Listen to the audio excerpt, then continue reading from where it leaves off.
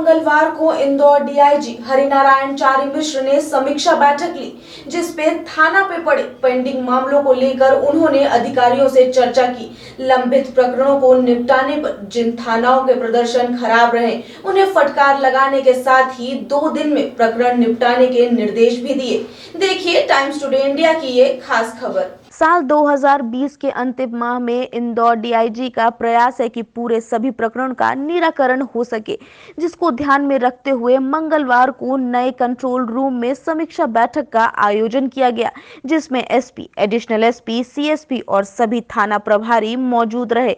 DIG ने सभी निलंबित प्रकरणों को लेकर चर्चा की। इस दौरान कई थानाओं पर कार्यवाही डीआईजी को संतुष्ट नहीं नजर आई, जिसको लेकर उन्होंने नाराजगी भी जाहिर की। डीआईजी के अनुसार समीक्षा बैठक के थानाओं पे हुए अपराध, महिलाएं संबंधित अपराध, पेडल मामले, एसटी/एससी संबंधित प्रकरण, सभी थानाओं के मामलों को थाना वाइज समीक्षा की गई थी। जिसकी थाना प्रदर्शन अच्छा नहीं हो पाया है, उन्हें 2 दिन का समय दिया गया है, ताकि वह इस साल के अंत तक सभी निलंबित मामलों पर निराकरण कर सके। आज मुख्य तौर पर एक समीक्षा बैठक थी। इस समीक्षा बैठक में साल भर के वो तमाम मुद्दे जो कि पुलिस के सामने एक चुनौतीपूर्ण रहे थे, उन पर समीक्षा की गई। हम जानते हैं कि इस वर्ष लगभग हर तरह के मामलों में कमी आई है।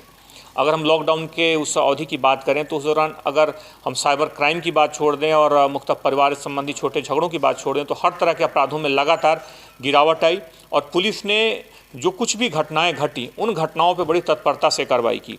अगर मैं अगर कुछ महीनों का बात करूँ, जिक्र करूं तो शुरुआती दौर में जिस तरह की लॉकडाउन ख़त्म होने के तत्काल बाद बैंक डकैती से संबंधित या कुछ लूट से संबंधित कुछ घटनाएं हुई थीं, जो कि पुलिस के लिए बड़ी चुनौतीपूर्ण थी।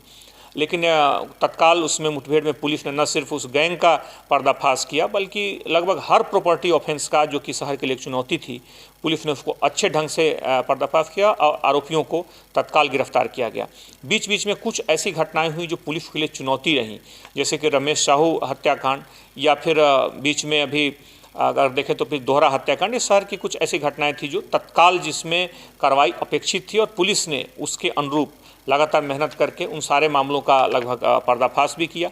शहर के उन तमाम बड़े, अगर हम भूमाफियाओं का जिक्र करें, जिसमें 10,000 से लेकर 1.5 लाख रुपए तक के ऐसे फरारी बदमाश थे जो कि 1 साल से ज़्यादा समय से फरार थे, उनको भी पुलिस ने बड़ी संख्या में पकड़ा।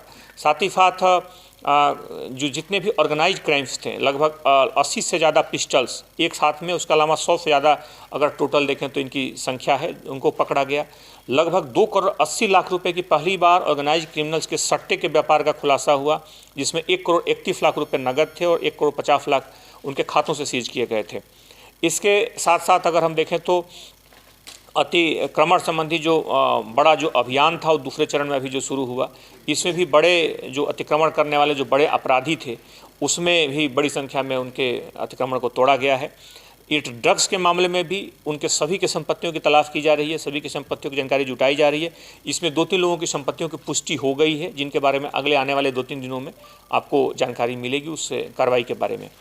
तो पुलिस का पूरा, अगर हम इस पूरे अवधि की बात करें तो उन सारे अपराधों के साथ साथ आज की बैठक में मुख्य तौर पे जो महिला संबंधी अपराध हैं, महिला संबंधी अपराधों के जो नेचर, उसमें जो पेंडिंग जो मामले हैं, साथ ही साथ जो SC/ST के कुछ पुराने मामले, जो पुराने लंबित मामले, थानों में जो वारंट और जो अस्थायी वारंट संबंधी जो कुछ मामले हैं, उन सारे मामलों को पुलिस ने अलग अलग थाना वाइज, थाना के हिसाब से उनकी समीक्षा की गई। जिन थानों में प्रदर्शन अच्छा नहीं पाया गया, उनको 2-3 दिन का समय दिया गया है, और 2-3 दिन के बाद फिर इसकी समीक्षा की जाएगी, ताकि इस साल के अंत तक जो उनकी पेंडेंसी है, जो लंबित मामले हैं, उनका तेज़ी से निराकरण कर सकें।